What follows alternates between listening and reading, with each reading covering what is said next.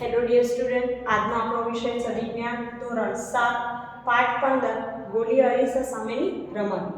તમે પાઠ્યપુસ્તક જોડે રાખજો, નોટબુક જોડે રાખજો, જેથી અગત્યના પોઈન્ટ લખાવો એ તમે લખી શકો. હવે આગળના વિડીયોમાં તમે શું શીખ્યા પાઠ 15માં એનું થોડું પુનરાવર્તન કરીએ. તમે શીખ્યા કે પ્રકાશનું પરાવર્તન એટલે શું, પ્રતિબિંબ વિશે શીખ્યા. બરાબર, પ્રતિબિંબ મેળવી શકાય, કેવી રીતે મેળવી શકાય, કેવા પ્રતિબિંબ હોય છે, સમતલ અરીસા વડે કેવું પ્રતિબિંબ રચાય, એના વિશે તમે અભ્યાસ કર્યો. તો પ્રકાશનું પરાવર્તન એટલે શું, તો કોઈ વિશિષ્ટ ચળકતી સપાટી પર જ્યારે પ્રકાશના કિરણો પસાર થાય છે ત્યારે શું થાય છે, તે પોતાની દિશા બદલે છે અને દિશા બદલે છે એને કહેવાય છે પ્રકાશનું પરાવર્તન. બરાબર, તો ચાલો હવે જોઈએ આપણે ગોળી અરીસા સામેની રમત. તમે અરીસા જોયા હશે તો પહેલી અને બૂજો બંને તેમનું જમવાનું આવે તેની રાહ જોતા હતા. બૂજોએ સ્ટીલની પ્લેટ હાથમાં લીધી તો તેમાં વસ્તુનું પ્રતિબિંબ જણાયું, તેનું પ્રતિબિંબ જણાયું. તમે સ્ટીલની પ્લેટ હોય ઘરમાં, બરાબર, જમવા બેસો થાળી, એમાં તમે તમારું મોં જુઓ તો તમને મોં દેખાશે. તો આ પ્લેટ તો સમતલ અરીસા તરીકે વર્તે છે. મારું પ્રતિબિંબ સીધું અને મારા જેટલા જ પરિમાણનું છે. પહેલીએ તેનું પ્રતિબિંબ સ્ટીલની ચમચીના પાછળના ઉપસેલા ભાગમાં જોયું. સ્ટીલની ચમચી હોય આપણી, એ સ્ટીલની ચમચી બે રીતે હોય છે, અંદરનો ભાગ અને બહારનો ભાગ. તમે જાણો છો. તો અહીંયા શેની વાત કરી છે કે સ્ટીલની ચમચી એના પાછળના, જો મારું પ્રતિબિંબ સીધું પરિમાણ મારા જેટલા પરિમાણનું છે. હવે તેણે શું કર્યું કે ચમચીના પાછળના ઉપસેલા ભાગમાં જોયું. તો બૂજો જો મારું પ્રતિબિંબ સીધું પરંતુ ખૂબ નાનું દેખાય છે. પાછળના ભાગમાં એને ચોખ્ખું સીધું દેખાતું હતું પ્રતિબિંબ, પણ કેવું દેખાતું હતું, નાનું દેખાતું હતું. આ સ્ટીલની ચમચી પણ કોઈ પણ પ્રકારના અરીસાની જેમ વર્તે છે. તમે પણ તમારું પ્રતિબિંબ જોવા માટે ચમચી અથવા સામાન્ય વક્ર સપાટીનો ઉપયોગ કરી શકો. પ્રવૃત્તિ 15.5 જોવાની છે વિદ્યાર્થી મિત્રો, કે સ્ટેનલેસ સ્ટીલની ચમચી કે ચમચો લો, તેનો પાછળનો એટલે કે બહારનો ભાગ તમારા તરફ ધરો અને તેમાં જુઓ. તમને તેમાં તમારું પ્રતિબિંબ દેખાય છે ને? શું આ પ્રતિબિંબ તમને જણાતા સમતલ અરીસાના પ્રતિબિંબ કરતાં જુદું જણાય છે? શું આ પ્રતિબિંબ સીધું છે? પ્રતિબિંબનું પરિમાણ નાનું મોટું તમારા કદ જેટલું જ છે? હવે ચમચીના અંદરના ભાગમાં, ખાડાવાળા ભાગમાં તમારું પ્રતિબિંબ જુઓ. આ વખતે તમારું પ્રતિબિંબ સીધું પરંતુ કેવું, મોટા પરિમાણવાળું જણાશે. બહાર તરફ તમે જોશો ને વિદ્યાર્થી મિત્રો, બહારના ભાગમાં તો પ્રતિબિંબ નાનું દેખાશે, સીધું દેખાશે પણ નાનું. અને જ્યારે અંદરના ભાગમાં જોશો ને તો તમને પ્રતિબિંબ કેવું જોવા મળશે, મોટું જોવા મળશે.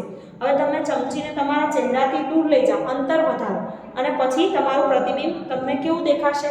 તો જેમ જેમ ચમચીને તમે દૂર લઈ જશો તેમ તેમ પ્રતિબિંબ તમને ઓછું દેખાય છે. તમે આ પ્રવૃત્તિમાં તમારા ચહેરાને બદલે પેન કે પેન્સિલનો ઉપયોગ કરીને પ્રતિબિંબની સરખામણી કરી શકો છો. હવે જુઓ, ચમચીની વળાંકવાળી ચળકતી સપાટી પર જે અરીસાની જેમ વર્તે છે. વળાંકવાળા અરીસાનું સૌથી સામાન્ય ઉદાહરણ છે ગોળીય અરીસો. વિદ્યાર્થી મિત્રો, આપણે જે પ્રવૃત્તિ કરી એમાં ચમચીના બહારના ભાગમાં રચાતું જે પ્રતિબિંબ હશે ને, અહીંયા હું તમને લખાવું છું કે ચમચીની બહારના ભાગમાં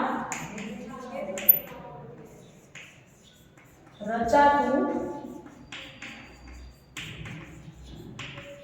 પ્રતિબિંબ કેવું હોય છે, તો પ્રતિબિંબ આભાસી ચત્તું અને નાનું જણાય છે.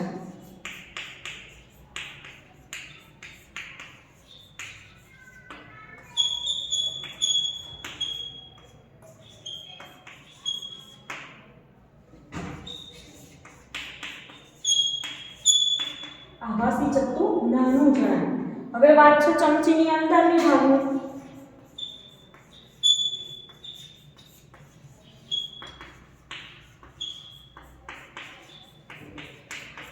અંદરના ભાગમાં રચાતું પ્રતિબિંબ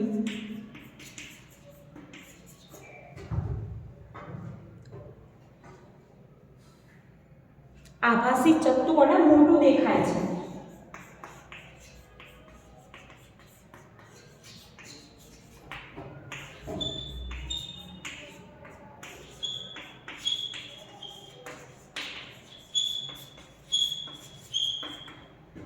મોટું દેખાય છે અને તેના ચહેરાથી દૂર લઈ જઈએ ને આપણે તો ઉલટું દેખાશે.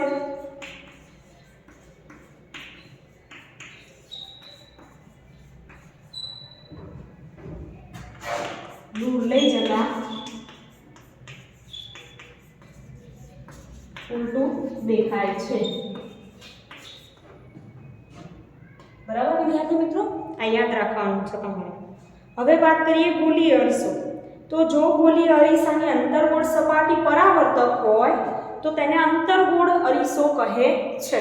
તમારે અહીંયા બે પ્રકાર શીખવાના છે, અંતર્ગોળ અરીસો અને બહિર્ગોળ અરીસો. અંતર્ગોળ લેન્સ, બહિર્ગોળ લેન્સ. તો વિદ્યાર્થી મિત્રો, જે અરીસાની અંદરની સપાટી અરીસાની અંતર્ગોળ સપાટી છે જે એ પરાવર્તક હોય તો તેને અંતર્ગોળ અરીસો કહેવાય અને ગોલીય અરીસાની બહિર્ગોળ સપાટી પરાવર્તક હોય તો તેને બહિર્ગોળ અરીસો કહે છે. તો તમને એની પર વ્યાખ્યા લખો, તમારે લખીને તૈયાર કરવાની છે.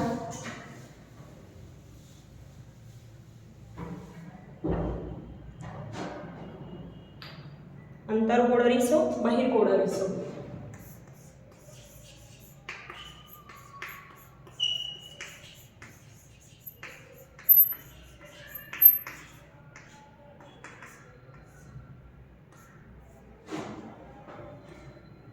જે ગોલીય અરીસાની અંતર્ગોળ સપાટી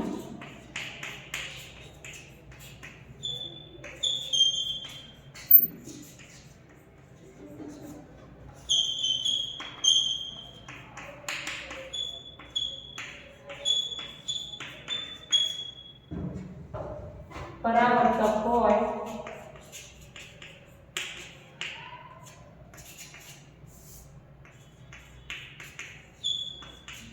તેને અંતર્ગોળ અરીસો કહે છે.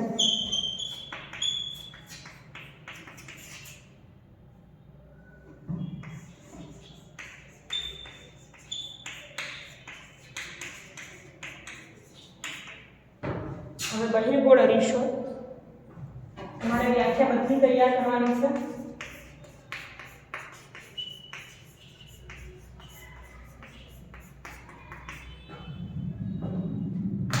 ગોળીય અરીસાની બહિર્ગોળ સપાટી પરાવર્તક હોય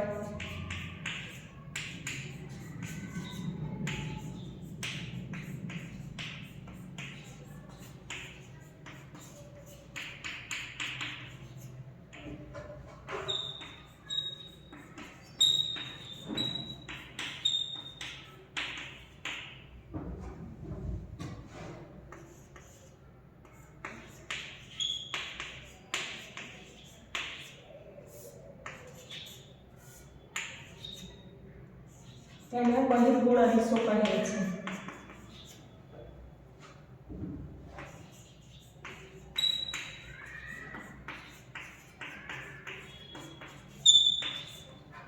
બરાબર વિદ્યાર્થી મિત્રો, બે વ્યાખ્યા તમારે લખીને તૈયાર કરવાની છે. આકૃતિ આપી છે A અને B, એમાં તમે જોઈ શકો અંતર્ગોળ, બહિર્ગોળ અરીસો. આકૃતિ છે એ અંતર્ગોળ અરીસાની છે.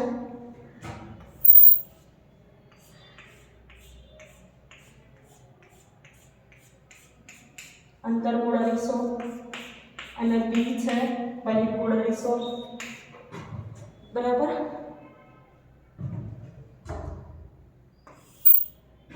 પાઠ્યપુસ્તકમાં પણ છે.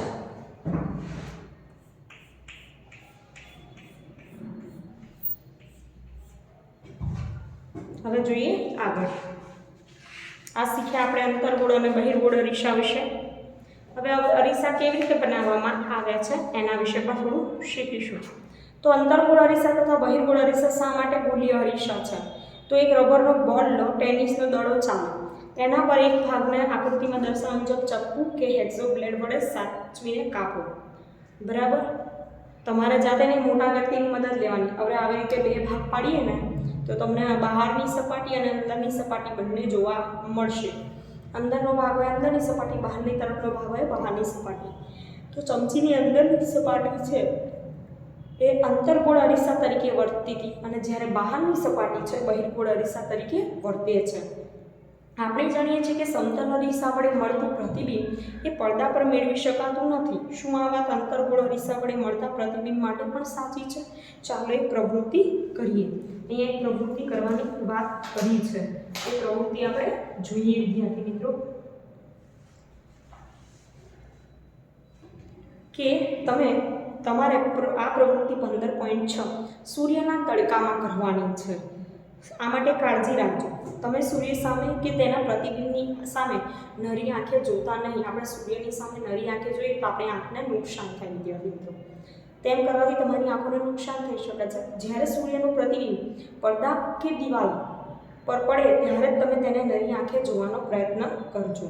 તો એક અંતર્ગોળ અરીસો લો, તેને સૂર્યની સામે ધરો. વિદ્યાર્થી મિત્રો, અંતર્ગોળ અરીસો છે એને શું કરવાનું? તો સૂર્યની સામે ધર્યો. તમે જુઓ આકૃતિ આપી છે.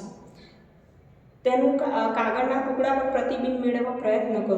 કાગળ તથા અરીસા વચ્ચેનું અંતર તે બંનેને આગળ પાછળ કરી એવી રીતે ગોઠવો કે જેથી કાગળ પર સૂર્યનું તેજસ્વી તથા સ્પષ્ટ પ્રતિબિંબ મળે. અરીસામાં તથા કાગળને થોડી મિનિટો સુધી સ્થિર પકડી રાખો. શું કાગળ બળવાની શરૂઆત કરે છે? હા વિદ્યાર્થી મિત્રો, વધારે સમય જો રાખવામાં આવે તો શું થાય? સ્થિર રાખવામાં આવે તો કાગળ સળગવા પણ માંડે છે. કાગળ પરનું આ તેજસ્વી ટપકું એ સૂર્યનું પ્રતિબિંબ છે. અહીં નોંધો કે પડદા પર પ્રતિબિંબ મળે છે. એ જે પડદો હતો એના પર આપણે પ્રતિબિંબ મેળવ્યું કાગળ પર વિદ્યાર્થી મિત્રો. તો એ પ્રતિબિંબ કેવું છે? તો વાસ્તવિક છે. આપણે પડદા પર મેળવી શકીએ તો જે પ્રતિબિંબને પડદા પર મેળવી શકાય, પડદા પર રચાતા હોય એવા પ્રતિબિંબને વાસ્તવિક એટલે કે સાચું પ્રતિબિંબ કહે છે. મેં તમને આગળના વિડીયોમાં વ્યાખ્યા લખાવી હતી. હવે જેમાં સમતલ અરીસા વડે મળતા પ્રતિબિંબને તમે ઘણા એવા હશે કે જેને આપણે પડદા પર મેળવી શકાતા નથી, જે પડદા પર ન રચાય, તો તેવા પ્રતિબિંબને આભાસી પ્રતિબિંબ કહે છે. હવે આગળ જોવાની છે પ્રવૃત્તિ 15.7.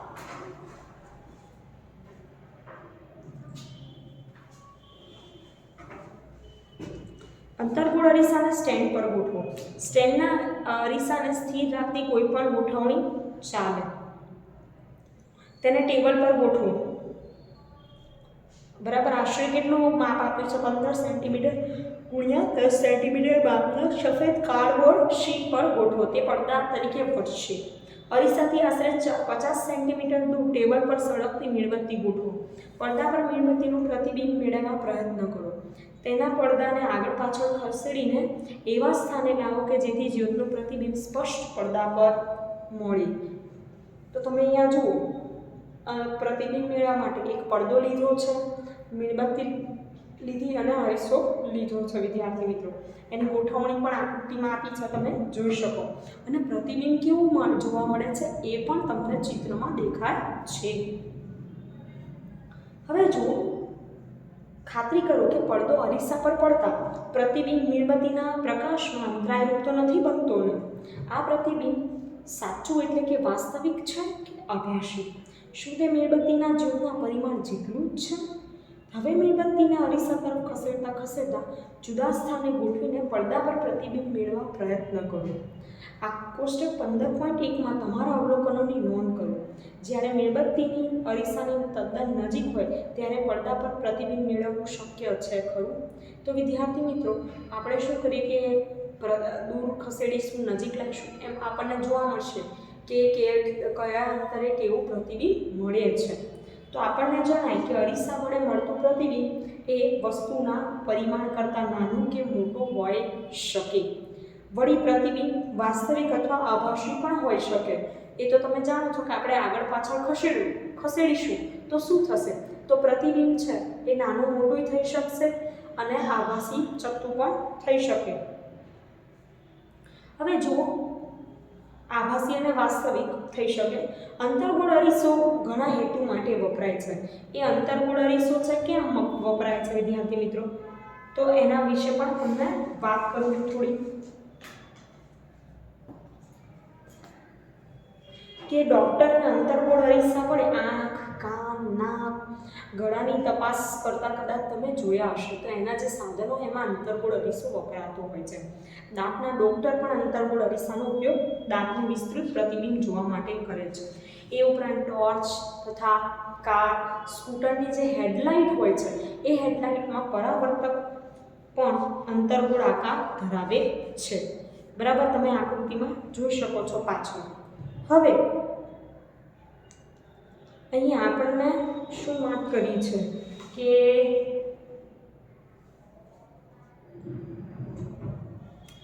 કોષ્ટક આપેલું છે. અંતર્ગોળ અરીસા વડે જુદા જુદા અંતરે મૂકેલું વસ્તુનું પ્રતિબિંબ અંતર્ગોળ અરીસા દ્વારા રચાતા પ્રતિબિંબ છે. અરીસાથી અંતર, વસ્તુ કરતાં નાનું મોટું, પ્રતિબિંબની લાક્ષણિકતા કેવું છે તે અહીંયા પૂછ્યું છે. તો આપણે ચાલો જોઈએ, એ પણ તમને સમજાવું.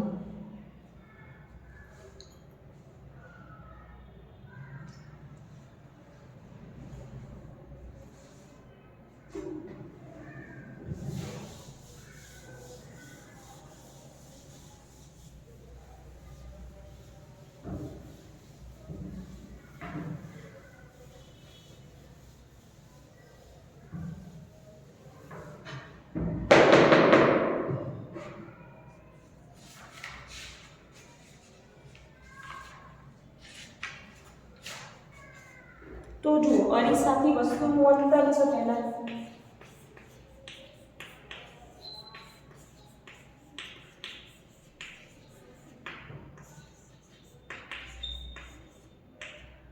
કેટલું છે ચાલો ચેક કરીએ. 50 સેન્ટીમીટર, 40,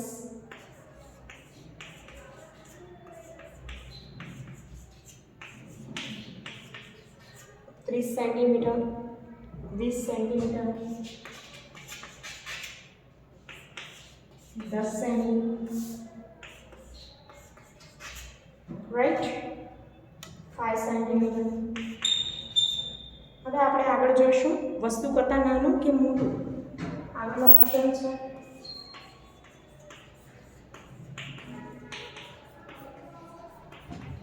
નાનું,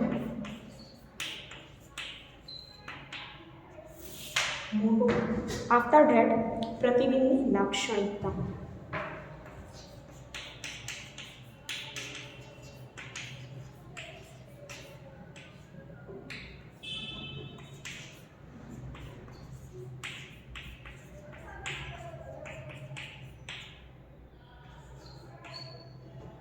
એટલે કે કેવું છે, ઉલટું, સીધું, વાસ્તવિક, આભાસી. એમાં બે ભાગ છે પાછળ. સીધું એટલે કે ચપટું, વાસ્તવિક, આભાસી.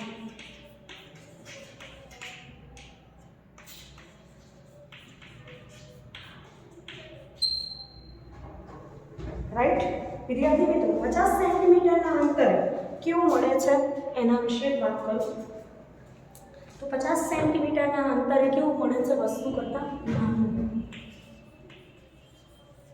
ત્યારબાદ કેવું છે તો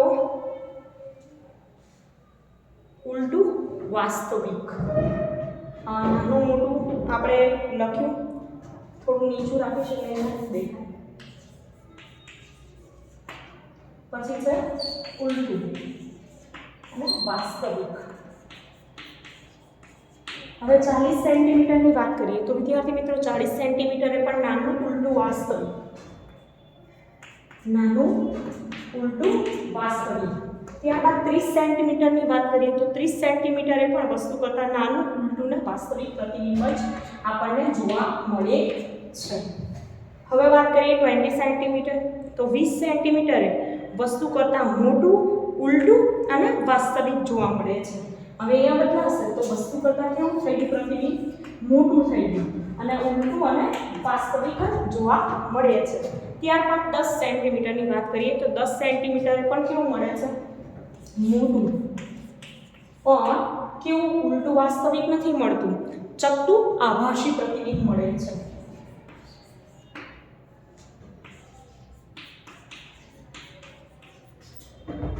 એ ઉપરાંત છેલ્લે 5 સેન્ટીમીટર અંતર તો વસ્તુ કરતાં મોટું, ચપટું, આભાસી.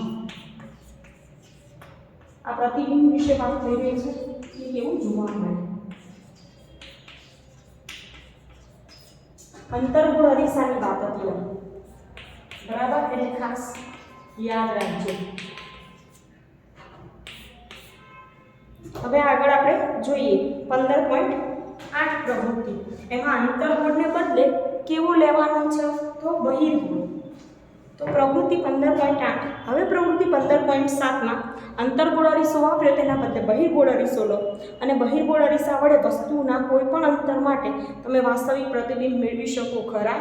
વસ્તુના પરિમાણ કરતાં મોટા પરિમાણ ધરાવતું પ્રતિબિંબ તમે મેળવી શકશો? સ્કૂટરના સાઇડ મિરરમાં વપરાયેલા અરીસાને તમે ઓળખો છો તો બહિર્ગોળ અરીસાનો ઉપયોગ ક્યાં ક્યાં થાય? તો આપણે સાઇડ મિરરમાં બહિર્ગોળ અરીસો વપરાય છે. પછી મોટા પરિમાણમાં ફેલાયેલી વિસ્તૃત વસ્તુનું પ્રતિબિંબ બહિર્ગોળ અરીસાઓ આપે છે. આથી ચાલકને પાછળનો ટ્રાફિક જોવામાં તે મદદ થાય છે. તો બહિર્ગોળ અરીસા વડે પ્રતિબિંબ જે મેળવાય, અત્યારે વાત કરીએ આપણે અંતર્ગોળ અરીસાની. તો વિદ્યાર્થી મિત્રો, જ્યારે બહિર્ગોળ અરીસા વડે પ્રતિબિંબ મેળવીએ છીએ તો કેવા મળે છે એ પણ હું તમને સમજાવું.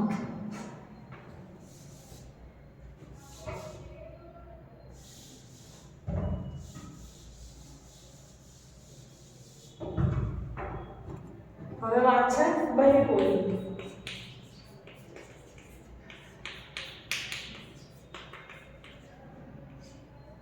બરાબર, તો લેટ્સ સી કેવું મળે છે. બધા પ્રતિબિંબ છે ને બહિર્ગોળ માટે 50, 40, 30, 20, 10 સેન્ટીમીટર, 5 સેન્ટીમીટર માટે નાનું, ચપટું અને આભાસી મળે છે.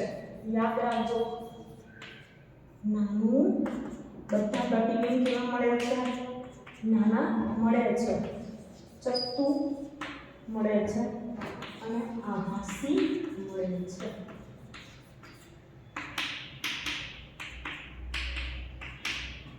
બધા પ્રતિબિંબ એવા જ મળે છે.